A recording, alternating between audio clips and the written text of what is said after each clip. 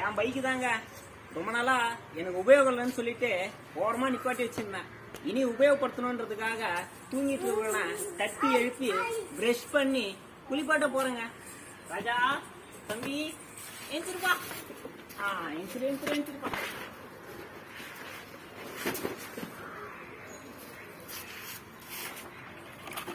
தம்பி பிரஷ் பண்ணுப்பா.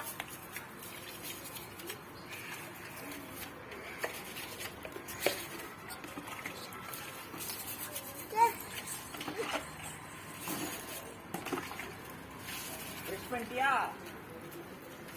குளிப்பா.